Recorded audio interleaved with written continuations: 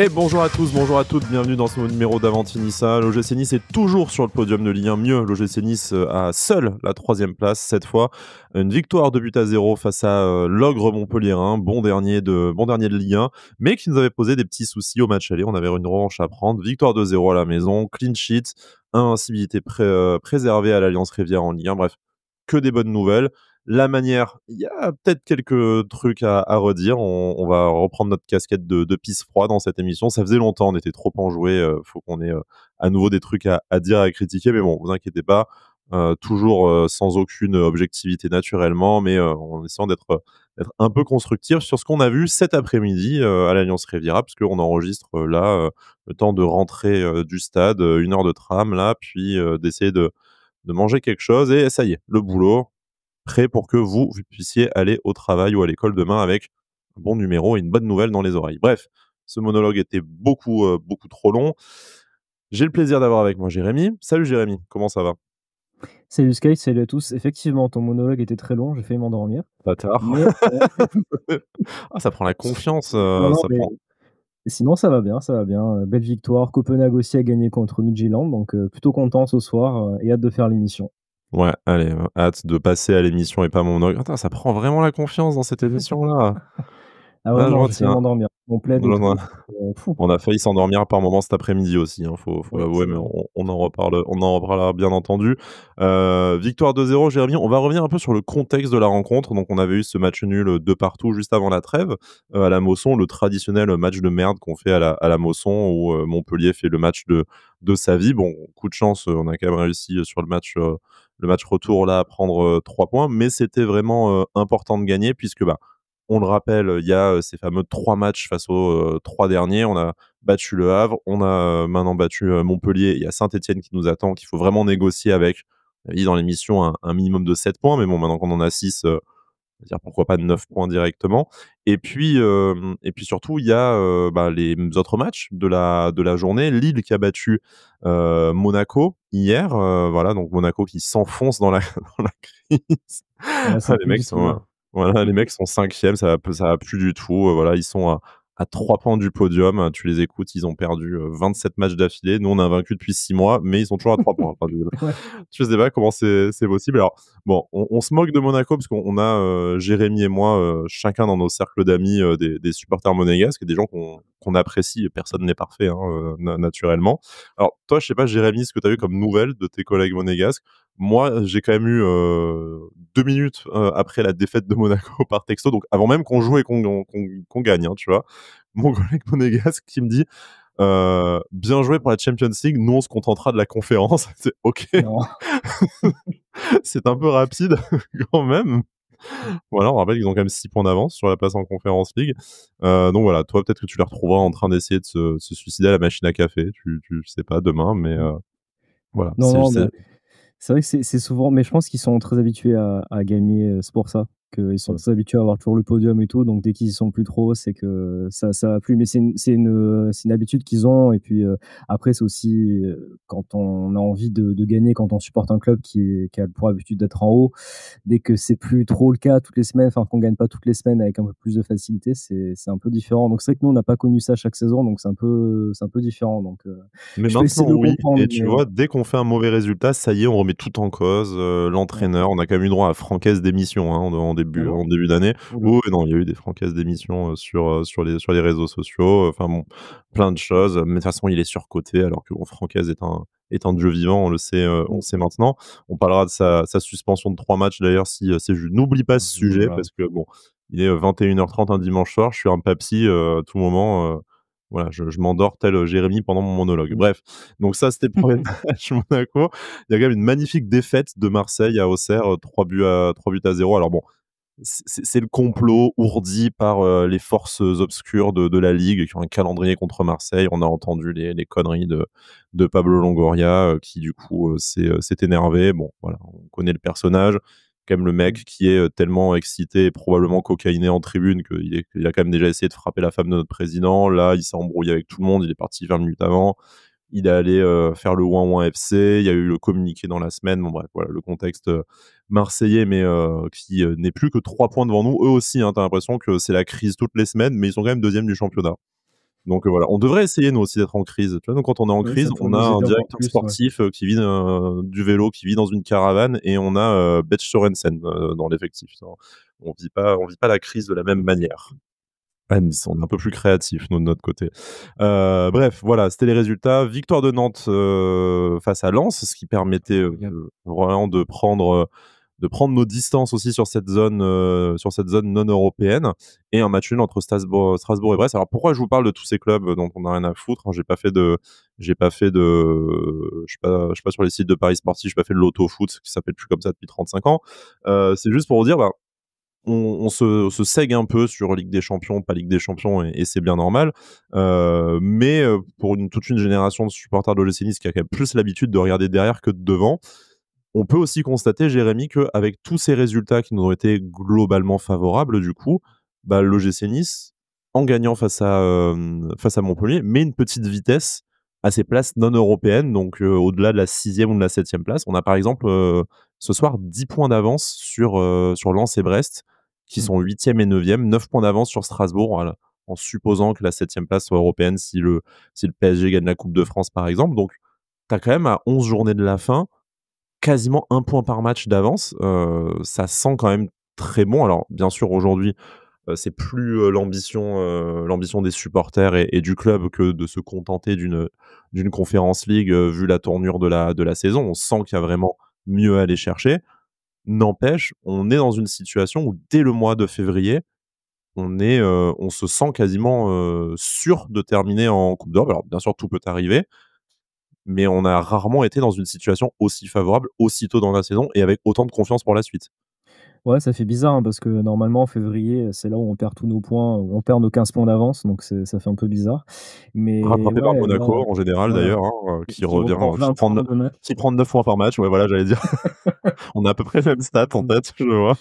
Mais non, en tout cas, c'est vrai que c'est vraiment cool, en tout cas cette phase-là, parce que pour l'instant, on fait vraiment ce qu'il faut en termes de résultats.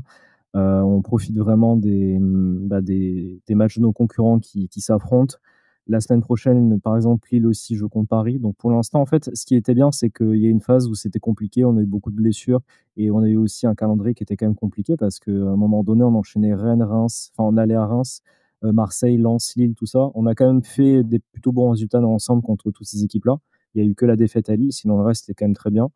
Donc on a passé cette phase compliquée et du coup, en fait, là, on a des équipes qui, sur le papier, sont un petit peu plus «faciles» entre guillemets à appréhender pour le moment, même si ça reste des matchs compliqués parce que les équipes qui jouent le maintien, là, ils vont vraiment avoir envie de tout donner pour le sprint final. Mais pour le moment, en tout cas, on prend les points et on les prend vraiment à des moments qui sont décisifs, donc j'espère que ça va continuer. D'autant plus que, bon, à mon avis, Lille va en perdre pas mal de points, je pense, parce qu'ils continuent la Ligue des Champions et vu leur seconde mi-temps hier contre Monaco, je pense que, ouais, ils vont perdre quelques points. Monaco, ça va être quand même plus compliqué contre eux parce qu'ils ont plus Ligue des Champions, ils auront aussi plus qu'un match par semaine. Après, si tous les matchs, ils continuent à faire des cadeaux comme ça en défense, c'est bien aussi, hein, ça nous permet de profiter. Ouais, si tous les Mais matchs, ils voilà, sont en il crise, faut, ça va être compliqué, ouais. effectivement. Mais en tout cas, nous, ce qui est bien, c'est que, déjà, moi, ce qui me plaît, c'est que l'interview d'après-match de Baptiste Santamaria sur DAZN, il a dit: «Oui, c'est l'objectif, Ligue des Champions». Parce que de toute façon, comme tu l'as rappelé, là, maintenant, on a quand même 10 points d'avance sur Lens et Brest, donc je ne vois pas ces 2 équipes-là nous rattraper, honnêtement. C'est pas que je fais peur d'un excès de confiance, c'est que je ne vois pas dans les faits, ces équipes-là nous rattraper. Enfin, à part s'il y a, vraiment une catastrophe, mais je pense pas. Et Heu, encore une catastrophe, ouais, même voilà, il avec faudrait 15 vraiment blessés, qu'on on était devant eux de toute façon, voilà. en début de saison. Donc Mmh. tu te sens un peu invincible, comme tu le disais. Tu passé l'orage, et aujourd'hui, tu as récupéré quasiment tout le monde. Donc Non, mais en plus, là, c'est difficile maintenant, de pas être optimiste. vu que tu pour moi, on est quoi? Allez, on est à 90 en Coupe d'Europe l'année prochaine. Mmh. Donc en fait, il faut se servir de s'enlever cette pression de se dire: «Bah, c'est bon, on est en Coupe d'Europe quasiment la saison prochaine, donc essayons d'aller chercher la meilleure maintenant», en fait. Il faut se servir de ça comme d'une pression positive, en fait, et pas, s'endormir justement en disant: «Ah, bah, c'est bon, c'est quasi fait, donc tranquillou». Non, non, on est quasiment en Coupe d'Europe, donc en fait, enlevons-nous de la pression et allons chercher la meilleure Coupe d'Europe, quoi. Donc enfin, moi, j'espère qu'on va le faire comme ça. Pour l'instant, ça se passe plutôt bien. Tous les feux sont au vert, en fait, pour le moment, donc j'espère que ça va continuer chez les Verts la semaine prochaine. Oh Voilà. oh! Oh! Facile. habile. Donc voilà, j'espère qu'on va continuer comme ça. On a quand même un calendrier qui est On se garde le sympa. calendrier pour la fin, parce que j'ai une petite stat à vous apporter, Ah, bien alambiquée, bien tordue. Je vais probablement me tromper en la disant en plus du coup, mais on en parlera en fin d'émission en se projetant sur la première rencontre face au Vert, comme tu le disais.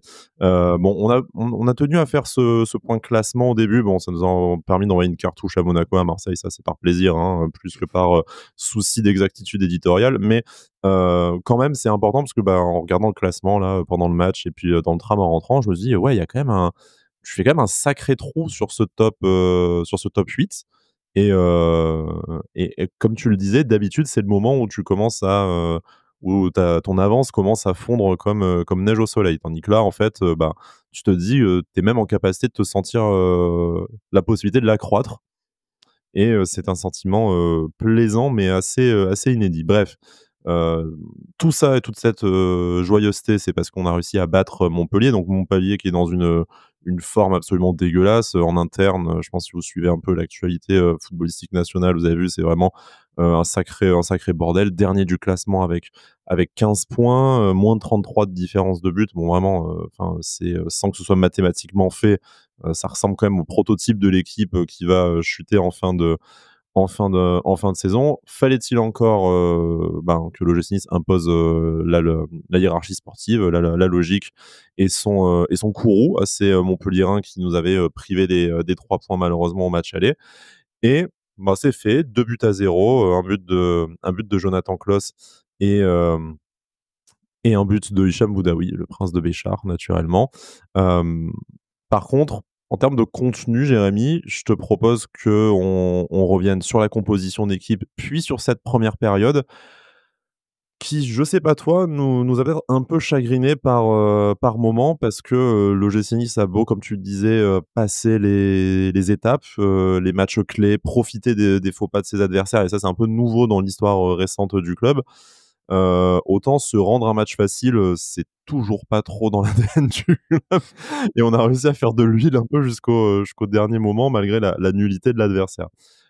Francaise avait réaligné son système préférentiel en 3-4-3, donc une charnière centrale, la charnière centrale titulaire, hein, devant Marcel Mulca, Bombito, Youssouf Dante, Jonathan Klaus et Ali Abdi, du coup, suite à la suspension de Melvin Barr sur les côtés. Un tandem au milieu, Hicham Boudaoui, Baptiste Santamaria. Sur les côtés, devant, c'est Evan Guessant et Mohamed Ali Chaud, qui servent l'immense Gaëtan Laborde en pointe. Euh, Bon, niveau composition d'équipe, on le sait, du moment que Francaise choisit de partir avec cette défense à 3, bah, ça sacrifie automatiquement Sofiane Diop. Enfin, en tout cas, à l'heure actuelle de sa façon d'utiliser Sofiane Diop, c'est le cas. Le seul enjeu, c'était un peu qui allait être titulaire, en gros, entre Jérémy Boga et Mohamed Ali Chaud. Jérémy Boga revient de blessure. C'était peut-être un peu normal que ce soit Mohamed Ali Chaud qui soit titulaire. Jusque-là, en tout cas, moi, j'ai l'impression que tu avais, le 11 majeur en fonction de tes disponibilités et des états de forme physiques. En tout cas, moi, il m'a semblé pas trop de surprise du moment que tu choisis de partir avec cette défense à 3. Oui, c'était l'équipe attendue. Bon après voilà, la seule différence, c'est Melvin Barr qui était suspendu, donc du coup, Moïse Bombito retrouvait le ah non, c'était Youssouf qui retrouvait le 11 du coup, parce qu'il lui revenait de suspension. Mais après oui, c'est l'équipe type. Enfin, c'est l'équipe qui est attendue et je pense que c'est l'équipe qui va continuer pour le moment, à être titulaire, je pense, enfin, si on enlève les suspensions, les possibles blessures, tout ça, je pense que c'est l'équipe qui va démarrer plus souvent. Après, j'espère quand même qu'on reverra plus souvent Sofiane Diop parce que bon, Mmh. clairement, quand il est là, ça fait du bien, hein, quand même. Après, voilà, franchement, c'est l'équipe qui tourne bien en ce moment. Je trouve que tout le monde est quand même vraiment plutôt en forme. Tout le monde fait ses matchs chaque fois, donc pour l'instant, il n'y a pas de raison de changer cette équipe-là. Après, voilà, je trouve que faut encore une fois qu'on a des joueurs là qui deviennent vraiment de plus en plus importants et bon, dont ce Baptiste Santamaria qui, on dirait qu'il est au club depuis 10 saisons lui maintenant, alors qu'il a fait, je sais pas 4 matchs, 4-5 matchs. Mais du coup, c'est vrai il apporte beaucoup de choses et pour moi, il améliore aussi beaucoup le jeu d'Hicham Boudaoui. Donc on a un milieu de terrain qui enfin, pour moi marche vraiment. Après je sais pas si on passe déjà à la première mi-temps ou pas, Bah, mais oui, parce que sur la ouais. composition Mmh. d'équipe, ben, on avait vraiment pas Mmh. grand-chose à dire, hein, comme tu le Mmh. disais, c'est l'équipe attendue en fonction des suspensions et des formes, physiques et c'est probablement celle qu'on verra dans les prochaines semaines. Allez, il y a un peu de concurrence, Mmh. Mohamed Ali Chaud avec, Jérémy Boga, il faudra voir comment sera intégré éventuellement, Terem Moffi et après au milieu de terrain, ça dépendra peut-être des suspensions, des cartons. De toute façon, on a vu, enfin, on a vu aussi que Tanguy Ndombele, c'était une question physique. Enfin bon, Mmh. donc passons à la première période. L'OGC Nice qui, je sais pas ce que tu en as pensé, est pas franchement bien rentré dans son match. On attendait de se dire: «Bah, on a une équipe en face qui est en train de crever la bouche ouverte». Nous, on a l'armada, qui est présente. On avait vu notamment, les matchs précédents et en premier lieu, le match au Havre, qu'on pouvait quand même aussi très, très vite rentrer dans le match et bousculer une équipe peu en confiance. Et là, c'est un peu l'opposé qui s'est déroulé. En fait, j'ai l'impression que, hem, il y a eu un premier quart d'heure, tu me diras si j'exagère, hein, mais le premier quart d'heure a été quasiment entièrement montpelliérain ou en tout cas, enfin, ça a été eux les plus entreprenants, les plus dangereux. Alors pas avec une grande réussite, hein, petit point statistique, Montpellier, c'est un tir cadré dans la rencontre. Hem, mais quand même, enfin, tu senti quand même le début du match te dire, ça peut mal tourner, n'y allons pas non plus trop confiants. Ouais, ça commençait à sentir un peu le match justement où on allait perdre 1-0 à la 85e là, où on n'était pas trop là, enfin, on a l'impression que l'équipe, je pense pas que c'était le cas, mais tu sais, était un petit peu, je sais pas, un petit peu en dilettante, un peu tranquille quoi. C'était un peu bizarre. On n'était pas trop, enfin, on n'était pas du tout en danger quasiment, mais on n'avait pas le ballon. Enfin, on laissait un peu le jeu à Montpellier, c'était un peu étrange. Et puis au final, on est rentré au fur et à mesure dans le match, au fur et à mesure de la première mi-temps. Je pense que c'est l'occasion d'Evan Guessant qui commence à nous mettre un petit peu dedans. En fait, on a commencé un peu, pas à se réveiller, mais vraiment à se mettre un peu à jouer, prendre le jeu à notre compte, au fur et à mesure. Et bon après, en fait, au final, j'ai vraiment l'impression que c'est le but de Jonathan Clauss Ouais. qui nous a un peu réveillés parce qu'au final, on s'est dit: «Ah bah, c'est bon, on a marqué, ça y est, on joue, quoi». C'était un peu vraiment une première mi-temps, assez moyenne quand même dans l'ensemble. Bon après, ça restait quand même beaucoup mieux que ce qu'on a vu les saisons précédentes, hein, mais juste par rapport à cette année. Mais c'est vrai que c'était assez moyen dans l'ensemble. Je sais pas, c'était un peu, peut-être qu'on n'a pas su exactement comment prendre le match. Je pense qu'aussi Montpellier avait envie de bien entrer dans le match, avait envie de prendre des points et de faire ce qu'il pouvait quoi, donc c'était pas non plus super simple pour nous. Mais c'est vrai que la première mi-temps était un peu étrange. J'étais quand même plutôt content qu'on rentre à 1-0 à la mi-temps au vu du contenu qu'on avait produit.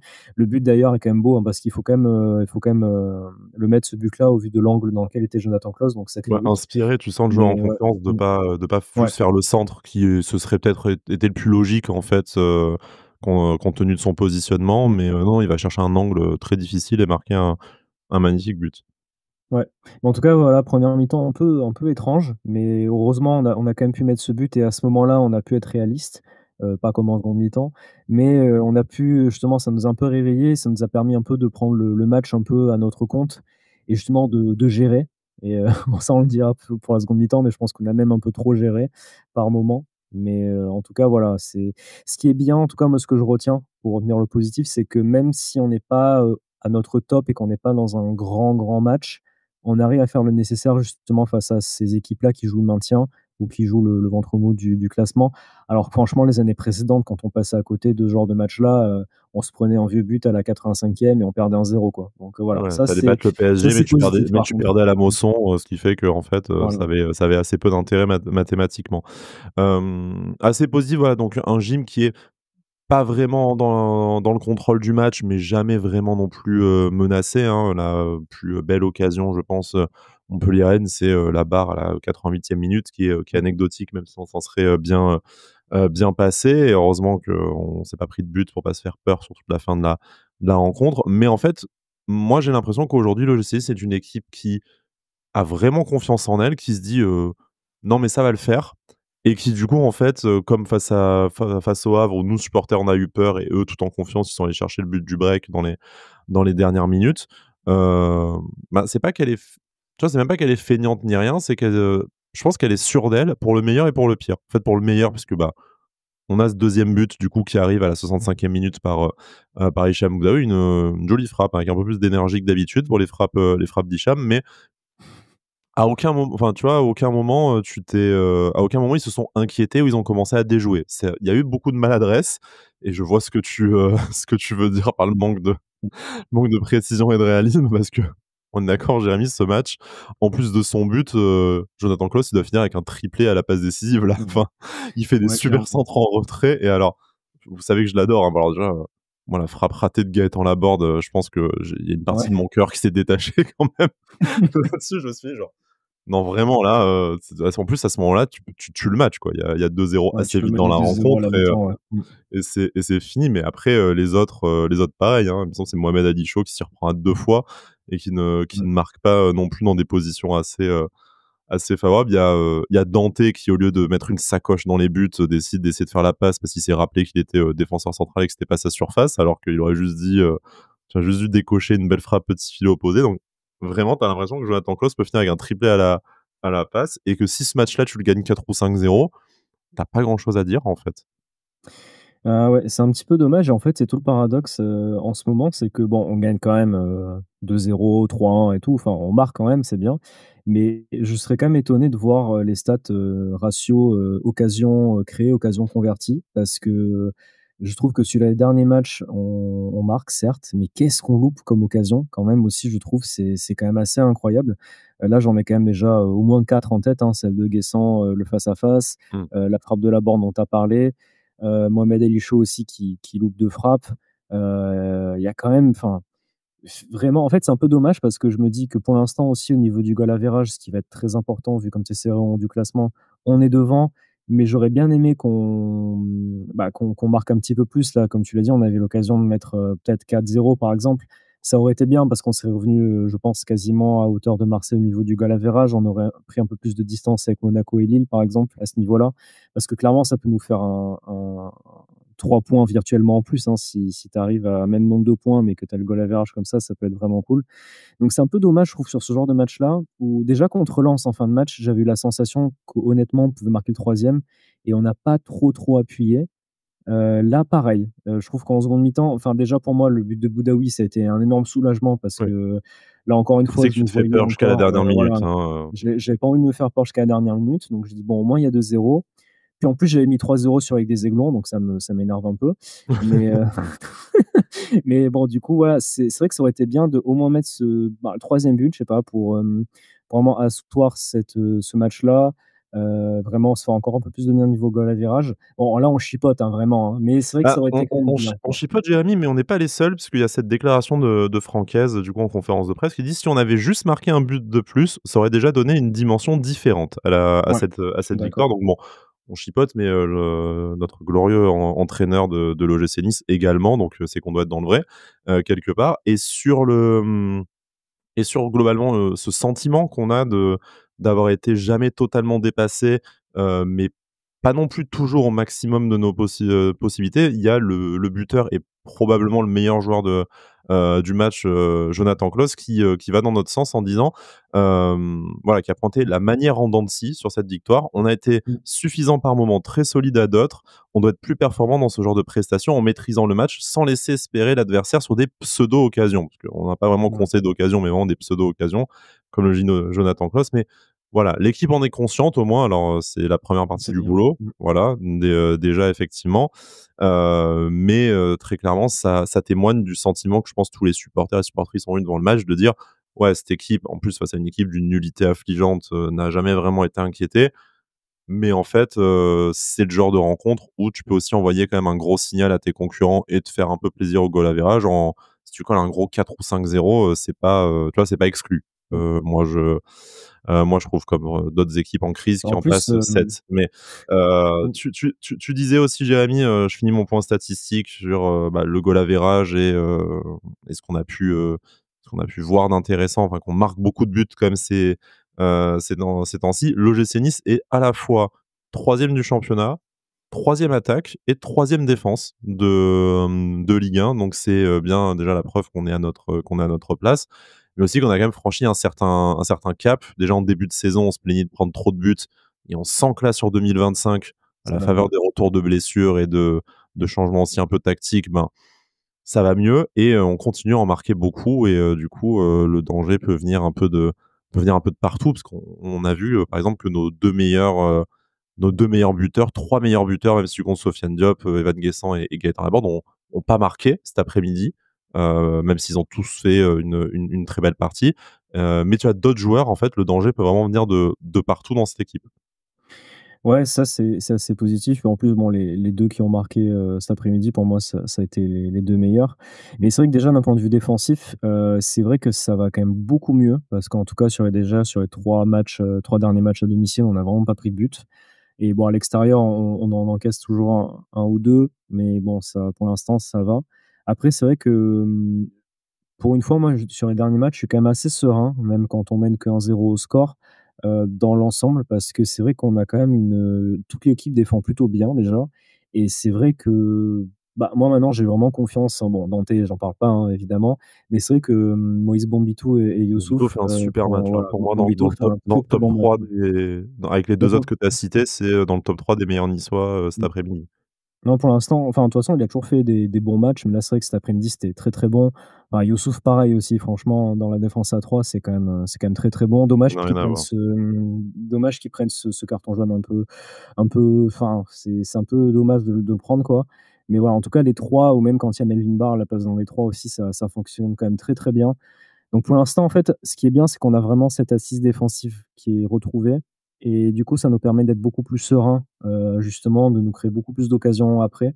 Même il y a Dante des fois qui monte maintenant, il se fait un peu plaisir, c'est Ouais, bien. moi, je trouve qu'il Mais aurait dû marquer sur son occasion. Alors, ah j'étais oui, au stade, ah donc ouais, j'ai c'est peut-être pas dommage, j'ai très bien crié. vu, si, l'angle était trop fermé ou s'il y avait une forêt de Montpellierin devant, mais, moi, j'ai l'impression Mmh. peut juste tirer un magnifique plat du pied et puis, tenter Ah sa non, chance. en pleine lucarne, il aurait dû la lever et après faire une demi-volée en lucarne et hop, ça aurait été le mec, c'est Ronaldinho, quoi. Mais Mais non, en tout cas, il est tellement meilleur en ouais, plus, c'est bon, il est immense. il est Mais immense. c'est le comment dire? C'est vrai que l'assise défensive, elle est là. Après, c'est vrai qu'on progresse aussi sur les autres aspects du jeu et pour l'instant, ça se voit contre ces équipes-là. Bon, après, je veux dire, ça s'est même vu contre Marseille et Lens aussi. On a quand même, globalement, vraiment nettement dominé les matchs. Donc pour l'instant, j'espère que ça va continuer dans ce sens-là et c'est vrai que ce qui est bien, c'est que pour l'instant, on n'est pas dépendant de 1 ou 2 joueurs sur, Mmh. l'animation offensive, ou défensive parce que pour l'instant, offensivement, bon là, comme tu l'as dit, Evan Guessant, Gaëtan Laborde et Mohamed Deguichon n'ont pas marqué, mais bon, Guessant a fait une passe décisive. Mais, au moins il y a d'autres joueurs qui savent marquer. Klose qui en ce moment est très en forme. Bon, Hicham Boudaoui, c'est vrai que là, il était dans On une, espère qu'il sera appelé en équipe de France, hein, Jonathan Clauss. On ouais. surveille ça d'un coin de l'œil. Mmh.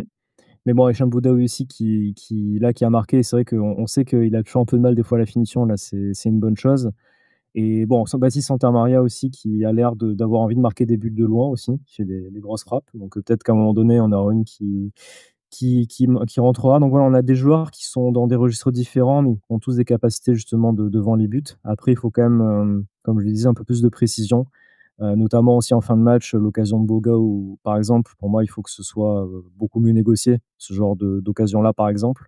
Il y a les bons appels, il y a les bonnes choses qui sont faites. C'est juste, voilà, vraiment la finition où il y a cette petite sensation de comment dire? Un peu plus Je reste tueur sur quand ma faim. même. Ouais, voilà, Ouais. où c'est vraiment le petit bémol, hein. C'est pas non plus grand-chose pour l'instant parce qu'on gagne, mais je me dis: C'est encore la petite Ouais, chose où on doit progresser, c'est le mais cut à passer, encore pour être ouais. tout à fait, performant et pour pouvoir prétendre à une place sur le podium, je pense, en fin de saison, voire une deuxième place, hein. Pourquoi ne pas être Bah, pour le le moment? Parce titre, on rattrape Paris là, c'est bon, hein. Là, Paris tenu en échec par Lyon, donc on peut aller gagner, hein. qu'on peut aller chercher Mmh. ça effectivement. Hem, Avant de parler des entrants, du coaching, même si on a dit quelques mots, notamment avec, Diop et Boga, mais je voulais aussi parler Pablo Rosario et de Tom Louchet. Sur le 11, je voudrais qu'on termine avec la prestation de Marcin Bulka. Hem, je l'ai quand même trouvé pas d'une sérénité, folle dans ses sorties. Alors il en a réussi une ou 2 courageuses au point. Il en a raté au moins aussi autant, face à un adversaire extrêmement faible et avec aujourd'hui une défense qui se stabilise et une défense qui a fait un très bon match, hein, on l'a dit. Bah, on a quand même plus trop d'excuses pour, justifier de cette, fébrilité de notre gardien. Alors bon, ça fait clean sheet. On a loué ses très bonnes performances sur les, derniers matchs où il fallait être décisif et où, je pense qu'il nous a enfin sur les dernières rencontres, rapporté lui-même les premiers points qu'on attendait, et comme il nous en a très souvent ramené sur les saisons précédentes. Là, on a revu ce qu'on n'aime pas trop voir de Marcin Bulka cet après-midi. Ouais, pour moi, ce match-là, c'est un peu le résumé de sa saison, en fait. C'est que, bah, sur les arrêts, très importants, les 3/4 du temps, il va être là, hein, un peu comme contre Le Havre où il nous sort Ouais. l'arrêt à la fin qui nous sauve 2 points. Mais c'est vrai que, ouais, bon, toujours dans les sorties et bon, le jeu au pied, là, c'est pas trop vu, mais c'est vrai que les sorties étaient un peu, ouais, c'était un peu hésitant, j'ai trouvé à plusieurs reprises. Au moment où il se foire et où du coup la balle reste dans la surface, Oui, heureusement c'était un dégagée peu par la bizarre ce défense. moment-là, ouais. C'est un peu bizarre, mais ouais, il est un peu hésitant sur ce genre de ballon-là. Pourtant, enfin, sur ces derniers matchs, justement, il aurait, il aurait eu de quoi gagner en confiance. Il a pas eu d'erreur, il y a pas eu de trop de soucis à ce niveau-là. Donc je sais pas trop pourquoi il est un peu plus en doute, sur ces phases de jeu-là. Bon après si c'est sur ces matchs-là où ça ne pose pas trop de problèmes, ça va. Après c'est sûr que sur des matchs, là je pense à par exemple à Monaco et Lyon qui vont arriver. Il va falloir qu'on ait le grand Marcin Bulka, je pense, sur ces Mmh. matchs-là. Donc bon, je sais pas trop. Enfin après il a fait son match, c'est certes, mais, j'explique pas trop pour le coup Ouais, ça on dirait sera, ce manque de confiance un petit peu, surtout que voilà les derniers matchs il a fait ce qu'il fallait donc voilà. ça sera probablement comme ça jusqu'à la fin de la saison. Maintenant, on est en février, c'est comme ça depuis le mois d'août, tant qu'il est important sur les, matchs à 6 points, par exemple, que tu as cités, comme il a su l'être depuis le début de l'année civile 2025, ça suffira à accrocher une coupe d'Europe. N'importe laquelle, dit Le Francaise, hein, titre, aussi, le le titre aussi, titre. oui. Ouais, bon, il y avait un titre plus facile à obtenir avec la Coupe de Oui, France cette année, mais n'en parlons pas. On a failli avoir le titre de à jamais les premiers derniers aussi en Europa League, hein, d'ailleurs, mais ouais, bon, bref, dommage, hein, ouais, dommage. Ah, celui-là, dommage, ouais. avec le titre de champion d'automne, il aurait été parfait. Bon, on est méchant avec notre, club qu'on aime, mais bon, on commence à avoir fin de titre, un peu. Je voulais parler des entrants, non pas pour ta ressemblance physique avec Tom Louchet qui a fait une très bonne rentrée, ni pour la coupe de cheveux de Pablo Rosario. Pablo, il est vraiment temps que tu retrouves tes locks, hein. Là, vraiment, c'est compliqué. J'étais avec Alric au stade, il a dit: «Tiens, il fait rentrer Moukoko». Je fais: «OK, d'accord, non, Alric, là, il y a quand même un souci. OK, on était placés loin, mais si on en vient à confondre Rosario et Moukoko, c'est qu'il faut vraiment faire quelque chose». Bref, tout ça pour dire un coaching qui a vraiment interrogé. J'ai vu, un peu au stade et surtout sur les réseaux sociaux, en disant: «C'est quoi ces changements de merde?» Alors, je vais pas faire le mec, hein. Sur le coup, je me suis dit: «C'est un peu étrange ces changements, Cool. Mmh. poste pour poste». Alors, contrairement à toi, moi, je trouve que le match de Baptiste Santamaria a quand même pas été exceptionnel. Il y a eu cette glissade à un moment qui m'a bien fait flipper aussi, qui a mené à une occasion montpelliéraine.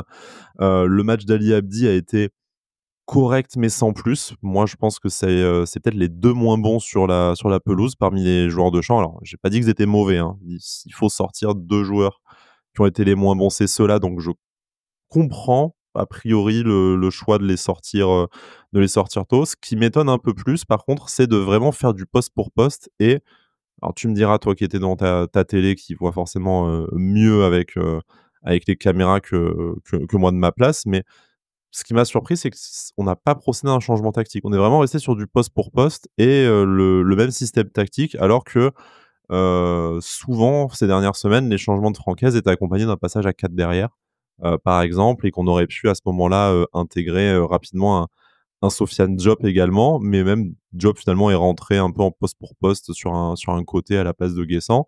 Donc là, on est vraiment resté sur on est vraiment resté sur du poste pour poste et du pragmatisme de la part de notre entraîneur. Ça a payé. Je trouve qu'on a mieux joué en fin de match. Je trouve que Tom Louchet a peut-être plus apporté, offensivement que Ali Abdi et Pablo Rosario a fait une super rentrée. Moi, j'ai trouvé que finalement Mmh. la demi-heure de Pablo Rosario avait été meilleure que l'heure de jeu de Baptiste Santamaria. Bon après c'est jamais que mon avis. Donc finalement les changements sont forcément étonnants, mais je les comprends et j'ai l'impression qu'on peut même parler de coaching gagnant de la part de Francaise. Bah, moi ça m'a quand même étonné. Bon après c'est vrai que le match de Baptiste Santamaria, c'était pas son meilleur, mais c'était pas son le pire, non je rigole. OK, Patrick Non, Vieira c'était pas son meilleur, mais je trouvais quand même que, voilà, mis à part la fait glissade pas un dont tu as mauvais parlé, match. franchement il fait quand même encore un sacré bon match. Ali Abdi, en fait, ce qui est étrange sur les derniers matchs, c'est que je trouve que, bah, en fait, il fait son match, mais il fait pas d'erreur ou quoi, il est plutôt bon. mais on le voit pas beaucoup en fait sur ses, comment dire? Sur ses plus grosses qualités, offensives notamment, sur les derniers matchs. Alors je sais pas si ce sont des consignes ou si c'est lui qui a peut-être un peu plus de mal, mais c'est vrai qu'on le voit beaucoup moins, sur ces phases de jeu-là, donc bon, j'espère que ça va pas, j'espère que pour lui, physiquement, ça va en tout cas. Mais bon, en tout cas, il continue à faire des bons matchs. Enfin, moi, ce qui m'a plutôt étonné, c'est plutôt vraiment la minute à laquelle ont été effectués les changements. Je crois que c'était à 60-61e. Mmh. C'était très tôt, notamment pour Baptiste Santamaria qui, depuis son arrivée, ben, joue les matchs, il me semble, dans son intégralité. Donc ça m'a un peu surpris. Je me suis même dit: «J'espère qu'il y en a pas un des 2, enfin, j'espère pas qu'il y en a un des 2 qui s'est blessé». Et puis bon, après ça, en vrai, que moi, je me suis dit: «Rosario, là, il revient comme ça de blessure et tout». Bon, après, il a l'expérience, mais c'est vrai que j'ai un petit doute. Bon, au final, après, voilà, comme tu l'as dit, Tom Boucher, Pablo Rosario, les 2 ont fait une très, très bonne entrée, pour le coup. Franchement, Tom Boucher, on l'a beaucoup vu et Mmh. Pablo Rosario aussi a été très présent à la récupération. Donc bon, voilà, au final, ça a été des bons changements. C'est vrai que ça m'a assez surpris, assez surpris, mais au final, oui, ça va. Après, voilà, bon, sur le changement tactique, pour moi, il y avait pas de raison de changer le schéma de jeu, surtout qu'à ce moment-là, il y avait encore un 0, donc ça aurait Ouais, été c'est peut-être risqué de changer le pour schéma, mais essayer d'installer un mmh, Sofiane Diop, dans les meilleures conditions pour aller chercher le deuxième but. Mais en fait, au final, mmh, hem, Francaise aussi sûr de son choix et de son équipe, disant: «L On sait que tu sais que le deuxième but va arriver», et il arrive 2 minutes après les changements, hein, du coup à la 65e, mmh. donc c'est peut-être pas tout à Il fait avait tout une prévu. coïncidence. Bon, Ali Abdi, pas tout à fait complet, on rappelle, prolongation d'1 an, donc il est lié à l'OGC Mmh. jusqu'en 2017, probablement mérité et intéressant Très bonne nouvelle. Mmh. de le sécuriser, voilà, pour, de différents assauts qu'on pourrait avoir, cet été vu son excellente saison. Après, en espérant qu'il revienne vite au niveau, d'avant blessure, hein, avec, comme tu le disais, un peu plus d'allant offensif, parce que c'était quand même ça ses principales, qualités qu'on a pu entreapercevoir, notamment à l'automne dernier.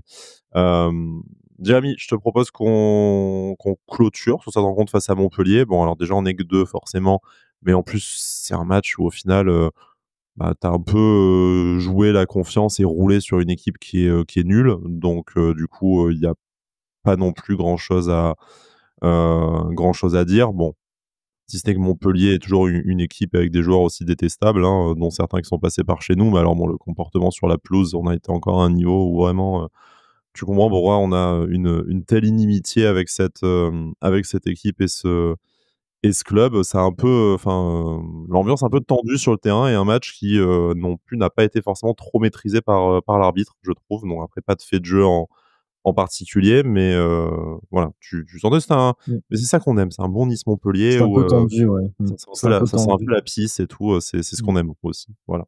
Bref, pour terminer sur ce Nice-Montpellier, donc on rappelle, l'OGC Nice, est 3e du coup du championnat, seul 3e, alors que Paris vient de marquer, pendant dans notre, Ah bah, on peut direct avec plier le mon titre autre, alors. anglais, donc on peut abandonner le titre, mais Ah dommage. on prend, Mmh. 7 points d'avance du coup sur Lyon. Bref, à suivre la fin de la rencontre. Vous connaîtrez le score en écoutant cette émission de toute façon le temps qu'on la publie. Mais pour revenir sur le Nice, Jérémy, je voulais qu'on se fasse les dernières minutes sur notre calendrier et sur les, prochaines semaines. Alors on s'était dit objectif au moins 7 points sur 9 sur ces 3 matchs face aux 3 derniers, du championnat, Le Havre, Montpellier et Saint-Étienne, avant une rencontre décisive face aux Cowboys lyonnais. Là, maintenant qu'on a gagné ces 2 premières rencontres, est-ce que 7 points, ça nous satisferait vraiment, ou est-ce qu'on n'a pas envie d'aller en chercher 9 avec une victoire, contre Saint-Étienne?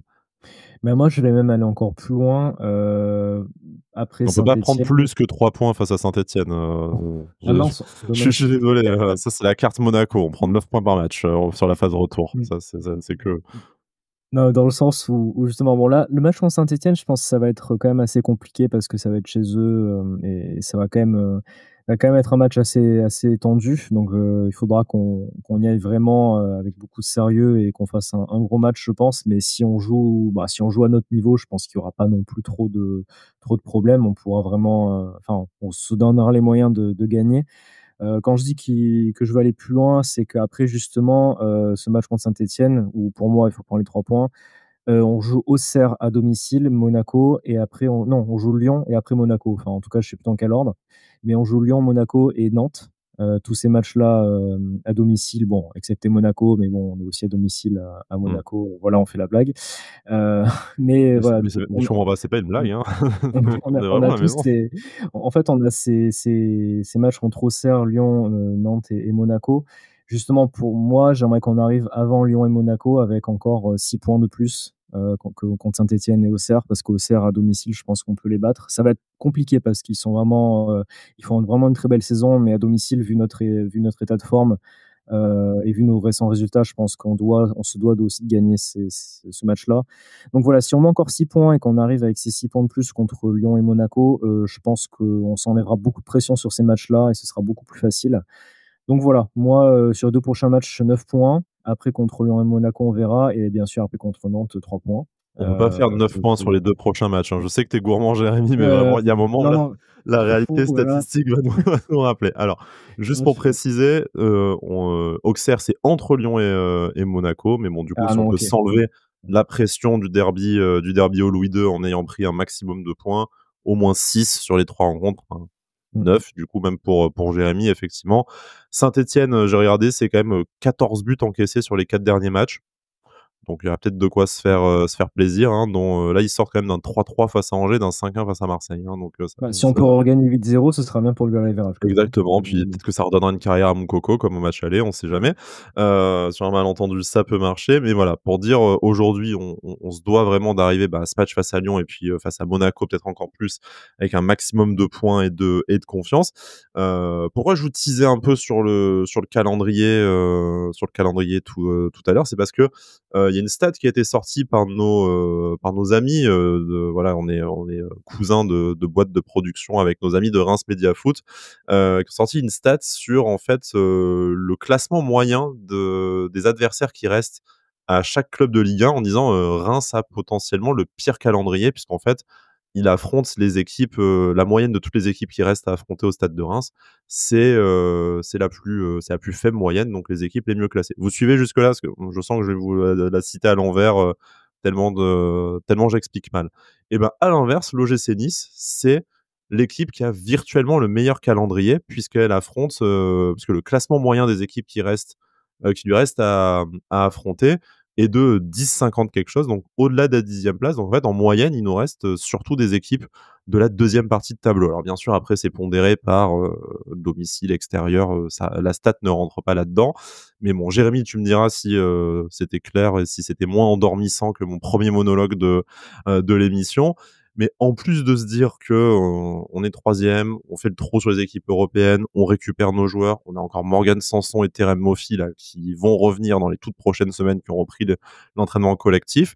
En plus de ça, on a statistiquement un calendrier face à davantage d'équipes faibles même que nos concurrents. Enfin, c'est quand même dur de dire qu'il n'y a pas tout qui s'aligne. Mmh. Ouais, c'est pour ça que je disais que les feux étaient ouverts et en début d'émission, c'est pour ça que je parlais du fait qu'on avait déjà joué Marseille, Lens, Lille. Mm. Non, Rennes et Reims, c'était encore pour la phase aller, il me semble. Mais justement, on avait quand même déjà joué, pas mal Après, de très Rennes et bonnes Reims, équipes. c'est 13e et 15e quand même. Non, mais après, voilà, sur Rennes, sur un match, on sait que ça Ouais. peut être, très compliqué. Et en plus, là, ils sont en train de revenir à un très bon niveau. Mais voilà, c'est vrai que, en fait, je crois que si je me trompe pas, sur la saison qui nous reste, enfin, la partie de saison qui nous reste, bah, en fait, il y a le déplacement à Paris. Après, ça dépend. Si en plus on les prend vers la fin, qui sont déjà champions, qui jouent à la Champions League, on peut peut-être faire un coup.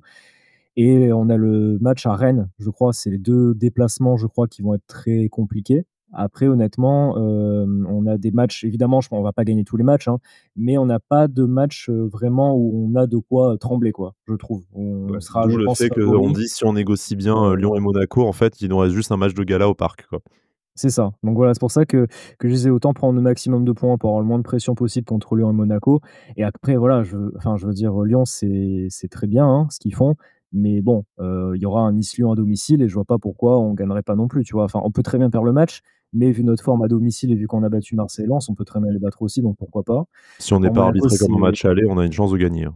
ah oui, oui, ça c'est la condition principale, mais et après bon Monaco c'est le derby. Donc voilà, ça va être intéressant, mais pour moi vraiment comme j'ai dit, on a tous les feux ouverts en fait pour la suite de la saison et franchement, Pour moi, c'est l'année ou jamais pour se qualifier en Champions League. C'est vraiment le moment pour passer ce cap-là.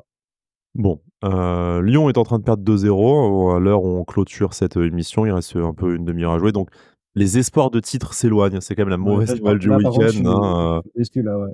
voilà, 16 points d'avance, Paris, ça semble un peu loin quand même, mais du coup, le Nice 7 points d'avance sur cette 6e place et c'est de manière, voilà, plus réaliste et plus sérieuse, un super signal, voilà, si le Nice continue à prendre des points face aux équipes les plus faibles et notamment à Geoffroy Guichard dès la semaine prochaine, bah, vraiment, tu te dis que, là, c'est l'année ou jamais pour, filer sur, allez, le podium, je sais pas, mais au moins sur une des 4 premières places qualificatives pour, la Ligue des Champions.